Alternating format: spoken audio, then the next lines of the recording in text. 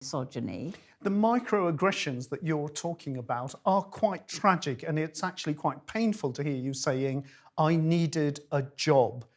Okay, that's hideous that women have to put up with this kind of behaviour, not just because they need a job, but actually because society tells them, oh, this is so funny, there's nothing wrong with that. Now, let's reverse the situation. If men found that foul, repulsive women came up to them and pinched their bottoms and made leering comments and groped their penises inside their trousers, do you honestly think, Chrissy, that men are going to sit there and go, this is so funny, I won't complain, I just need to do that for my job? No, men would probably physically slap the woman back. They would be angered and outraged. Imagine a woman saying to a man, you men, you have small penises most of the time. Do you think a man would find that funny? No. He would find it a deep insult because it strikes at the root of his inferiority. Now, why is it that men don't have to tolerate that kind of abuse? Why is that not a social norm? But it's okay for women to be subject to that kind of constant abuse and harassment. It's in the newspapers, Chrissy. It's constant. There's body shaming that goes on with women. Yes. And of course, there are, even this week I was reading about some quite well-known man who was said to be a bit handsy. This is the new word. So this means that they kind of grope, and that's sort of all right because we aren't going to take them to court over it, but we'll all sort of have a laugh behind our hands at it. This is even women taking that view because that person's well known, that man. So we aren't prepared. Look at the Me Too movement. They said, right, they've actually had some success. They're prepared to sacrifice getting jobs to stop men groping them and taking them to bed. Yes, and that's why misogyny is a very new idea. And because it's been foundational even in religions, the adulterers in the Old Testament get stoned to death. Nothing for the man, nothing at all, okay? And that attitude symbolises something foundational in a lot of religions. Now, of course, people now in modern society are realising that we've got to move on from this. Why? Because women are seen as equal human beings to men. And that strikes terror at the heart of men. You've got a very populist psychologist clinical psychologist called Jordan Peterson. And he's massively successful because he's reinforcing this idea that women are inferior, want to be slaves, like to use sexual manipulation to get men to do what they want. And what he's reinforcing in men is we are terrified of women, we need to stay superior. And that isn't a view that most modern women, educated women, are going to tolerate because they are going to feel like, actually, I'm a human being like you are, and you don't have the right to grope me, you don't have the right to be handsy. And sadly, the people who are going around laughing behind their hands and talking about handsy stuff are people who tragically need to keep their jobs. Well, if we go up a grade to something that's extremely common, and that's domestic violence. So 1 in 4 people across the world will have physical violence from a partner. 1 in 3 will have sexual violence. Police get 100 calls an hour just in the UK alone. I mean, it's not only that, but apparently there's so many people having to be rehomed. It costs an absolute fortune. So it's a real epidemic, domestic violence. And I'm wondering, we're not all stupid women when we meet men, and men can be extremely charming. We don't know that they're going to start attacking us and hit us because we say the wrong thing. Why does it happen? Because it's not the woman's issue. It's not the women's fault. There is something wrong with men. And women cannot solve the problem. Feminism has tried and failed because men have to find the psychological ability to look at their brains and ask themselves, why do I have this need to physically beat up a weaker woman? Why? Why do I feel that compulsion or right that I can act like this? Well, and it's a men's question to themselves. It's nothing that women should be asking men. It's something men should be asking each other and themselves. But a lot of men, I mean, even men who serve on quite important city boards will say, oh, no, we don't want too many women. They talk too much, they're difficult. And going back to the domestic violence situation, they don't want to be contradicted. They don't want to be told what to think or what to do. Men want to rule, the sort of patriarchy. They want to be in charge. It's more than that. It is a patriarchy, and that's my point about the psychological illness in men.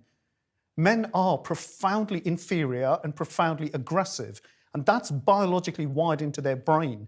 And that's why they go around causing wars. That's why they go around destroying other nations, because men have something seriously unevolved and unadapted inside their brain structure. How did it get there? It's a biological need, but for some reason, and I really can't explain it, the male species is unlike any other on the planet. There is no other animal that acts towards its own kind, and kinship is a key thing in biology, okay? There is no other animal on the planet that acts to its own kind the way the male brain acts towards its own kind. What the male brain does is seriously mentally disordered.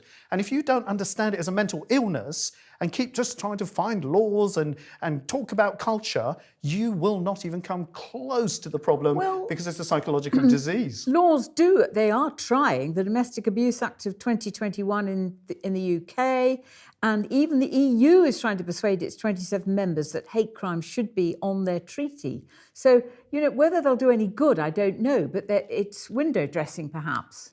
Well, let me give you an example of something that's very common in terms of what actually happens if a woman can get her case in law, okay? And I'm going to take an example from France so that we don't just batter the UK and help to understand that this is actually deeply cultural, this violence towards women from men, okay? It's a male brain disorder. So there's an Olympic judo gold medalist in Paris. Her name is Margot Pinot. She's 27 years old. And she gets beaten up by her partner, who is her trainer. And so they were lovers. And he attacks her at her flat. Now, he wrestles her to the ground, verbally abused her, punched her many times, repeatedly smashed her head on the ground, and tried to strangle her. Facial injuries included a fractured nose. Neighbours helped her escape. The judge said there's not enough evidence for guilt. So you can pass as many treaties as you want. This problem of the brain in the male species occurs in judges. It occurs in politicians. It occurs right across every spectrum because it isn't a class issue. It's not a religious problem. It's a brain disorder in men. All men? Are you saying it's all men? Absolutely, Chrissy, and myself as well. I am a man and I have aggressive male instincts. And the only difference perhaps between me and my own darker self is that I have the ability to admit that to myself. And then I want to confront it. And I want to ask myself, why would I, and why maybe if I could access them, why would I have sexual violent fantasies towards women? Why do I need that? Why do I feel the need to put women down? Why do I have the need to think of them as inferior? And I can come up with some kind of psychological explanation and say yes, because I don't have a relationship with life as a man. I have not got the same relational ability as women who are bio-wired to give birth to babies, to raise them up. Men never do that. They don't come close.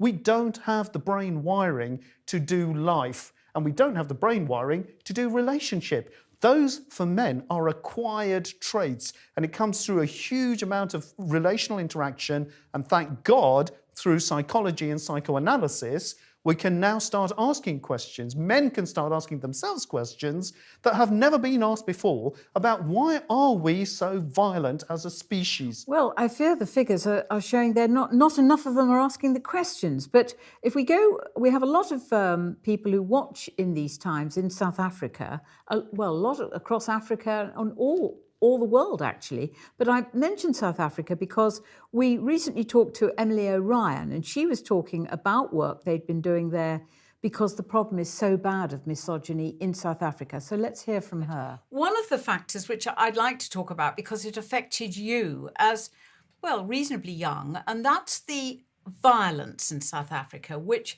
children face every day, and during lockdown was no exception. Can you just talk a bit about the violence, the gender violence, and how it affected you? Yes. Well, South Africa is unfortunately got the unwanted reputation of being unsafe for many females in terms of rates of violence against women. And here we call it the second pandemic. Gender-based violence is the second pandemic in South Africa. So if we go up the scale now to the very, very worst form where people get murdered, raped and murdered, like Sarah Everard and Sabina Nessa, are we honestly going to say that those killers had a mental disorder? Isn't there something even worse about them? Yeah, we are tempted, aren't we, to go towards a moral judgment and call them evil. And then we lurch into this idea that if we punish them, therefore, that somehow solves the problem of the male brain that has violence wired into it. It doesn't. I mean, let me just read out some more examples. There were so many I could have brought into the interview. I was actually quite overwhelmed.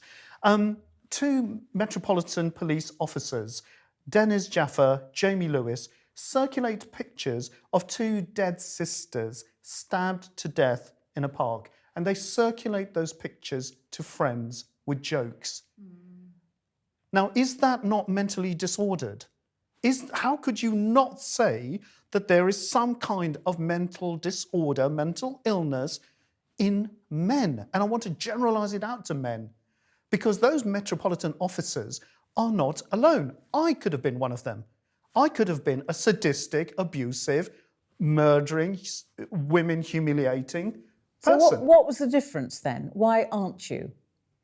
The problem, well, with good fortune, I've been able to have mostly a psychological education, and the literature that I was exposed to when I was actually 14 years old with Freud and Jung. So I very quickly learned that most problems, or most of my anger and hatred, were actually about me.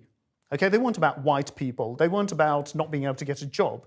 Those factors had a play, but that was not really what was going on. There was something that I had to continuously work out about where I was psychologically. Now, that's a very lucky escape.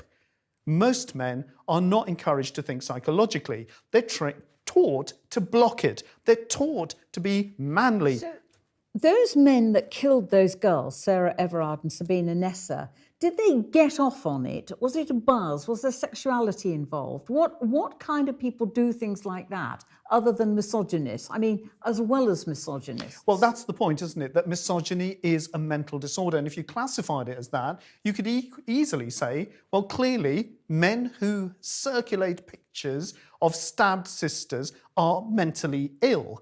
And if you were able to say that, you might get closer to trying to solve the problem, which would then be what? Because there is no drug, is there? So what would the solution be? And the answer is that you would have to engage them with their own brains, psychologically. And that's back to therapy. And that's what we're trying to say here, is that mental health has to expand into social issues. It can't just be therapy for people in a room. These issues, such as misogyny, are going on all the time because there's mental illness at large, and men have been allowed to get away with it. And at some point, men have got to confront themselves as men and ask ourselves collectively as men, what the hell do we think we're doing? Well, I speak as a mother, and I think we do have a responsibility in this. We must have, since all the famous psychologists reckon things start in the first 6 years of life. I mean, how do you bring a boy up to respect women or even like women? Yes, and there you start to get to the foundations, Chrissy, and get to the heart of the question. So there is a way, and the standard response from a psychotherapist would be that the way a boy and a young infant learns to love women will be twofold. First of all, and the primary one, will be the relationship of the father or other men towards his mother. And if a boy grows up seeing men respect the mother, treating her with civility, not putting her down with verbal or physical abuse and mentally humiliating her, then a boy will model himself on that. But then where are the fathers who do that? Okay, so most of the time the fathers can contain their behaviour. Okay, we can all do it. I can do that. I can act like a civilised adult male. But that doesn't really deal with the deeper, darker instincts that I could have if I'm not watchful of it. So, Previn, let's look at children who have access to social media and can watch porn and porn violence anytime they like. That must have an effect. There is a problem with social media in that sense that there is a dark side and a light side to social media.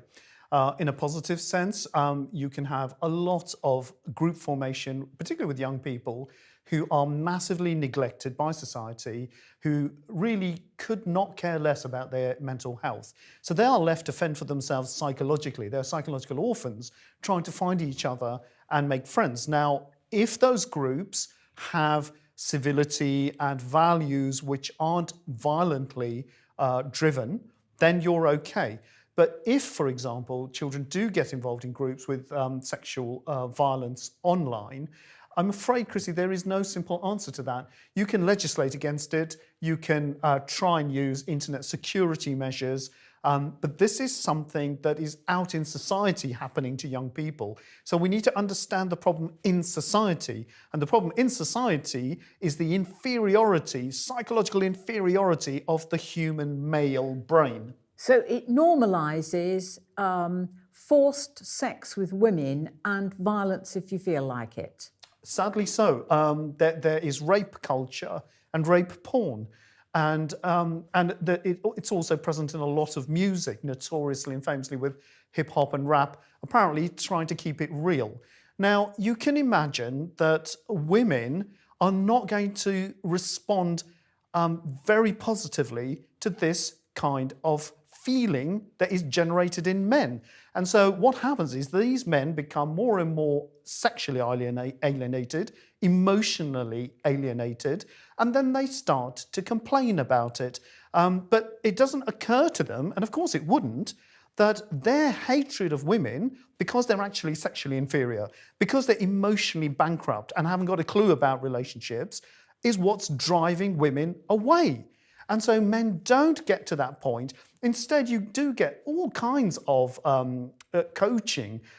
Years ago, I heard about somebody called D'Angelo, who was encouraging young men and young boys to be confident in their sexuality and go up to women and demand the relationship and look strong because women want strong men. No, they don't. They want emotionally intelligent men who have the capacity to relate. Now, this is part of the problem because also a lot of women do accept humiliation. They think it's the norm. They think it's okay to be put down, shouted at, abused, made to give birth to children and work while, the father or the other male partner does nothing. In some cases, the male partner leaves them as single parents. And that's all supposed to be okay, and you just get on with it as a woman. Why should it be? When are men going to look at their psychology? Well, when women make enough fuss about it. But if we could come to a group called the incel movement, they hit the headlines recently because a man in Plymouth went balmy with a gun, went dangerously violent with a gun, and killed his mother and others. Now, they said he was a member of the incel group who complained that they can't get sex with a woman. It's unbelievable, isn't it? So you actually have a situation where men are saying that they are involuntary celibates. They aren't choosing to be celibate. They are forced into this position. Basically, what they're trying to say is because of those horrible feminists have helped women to ask the question, why are you putting up with this abuse? And saying no to it. And it doesn't occur to these people that men are the problem. They are emotionally unintelligent. In fact, worse, they're emotionally sadistic towards women. And that is a psychological problem. Now, until psychotherapists engage with society and start pushing these issues out there as psychological mental illnesses, nobody is going to change. I'm really sorry to say, you can put all the laws in the world, you will not stop groups like the incel movement, and it was a movement for a while, that generates what? It generates hatred, it generates aggression, it generates violence. Now, you talked about him killing his mother. There's another horrible example in the US of somebody called Adam Lanza who shot up children in a primary school, but prior to that, he shot his mother in bed and then went to the school that she taught at and shot loads of primary school children, okay? not even a flicker of change in the gun laws. Now, gun laws aside, you think about what occurs in the brain of a young boy that he thinks he has the right to shoot his mother in the head. That's the male brain, okay, right there. And we have to kind of work out as men. It really isn't going to help if women do make a fuss. Men have got to wake up with some kind of moral conscience almost and say, what on earth are we doing? What is psychologically wrong with us? And what do we need to change in our brain wiring so that we stop all this war, hate, aggression? Oh, I'm such a tough man. Because you know what? You're not. You don't have any relationship with life. And that is a profound male problem.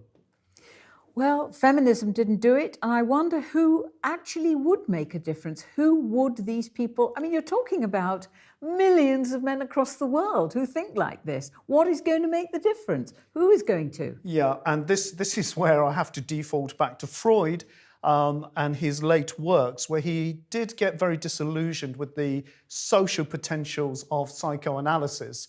And the very, very famous works, for those who read Freud famously, The Future of an Illusion and Civilization is Discontents, where Freud comes to this very sad conclusion that society is not going to change. Sorry, our brains have not evolved. We are incapable of being civilized. We can put a paper cracker, we can plaster the cracks, we can cover it all up with thin paper. And Freud was saying, sorry, the way society organizes itself is so psychologically ignorant. It is so naive. And he was trying to say, look, there's no excuse anymore to pretend we don't understand that aggression is a psychological problem. And he was saying, but I don't think we can get past it. And there's a very moving historical moment, Chrissy, when Albert Einstein wrote a letter to Freud and asked him would he be a signatory to the United Nations, or the League of Nations as it was called back then. And there's an agonizing letter reply from Freud, and it's called Why War? Warum Krieg? And it was written in 1932. And Freud is saying to Einstein, I get your aspiration. Do you honestly think a League of Nations is going to stop war, the menace of war? Do you honestly think that passing laws and having an institution will stop violent aggression? And then he goes on to say, we have not evolved. We are and he's talking about men. We are an unevolved, damaged, brain-damaged species. Freud had tried psychoanalysis, and all he got was backlash during his lifetime, discrediting, of course, they had to, and huge amounts of attack. And even today, psychoanalysis is rejected by society. And Freud was saying to Einstein, what chance do you honestly think we have? Now, I don't know, because who controls the force of history? You know, none of us. We can't control our destinies, and we don't have the power to change histories across the world. But we have to, at some point, men have to, face our own shadows. We have to face our own dark instincts. I have to face my violence as a male. And I have to ask myself, what on earth do I do with it, and why is it there? Because I can't keep living like that. I can't keep living from there. Now, I may be able to paper it over with this very clever psychoanalytic persona, and I can look at all my toolkit and say, oh, yes, well, I understand I'm a horrible man. I am a horrible man, like every other man. I'm not pleasant inside. And we as men need that psychological moment, which absolutely has not happened, as feminism did, not to go on because women are telling us how awful we are, okay, but some kind of evolutionary moment where men think to themselves, we are sick. We are sick. And we need to face this sickness. It's a mental disorder. Previn, it sounds like very important stuff, and thank you very much. Thank you, Chrissy.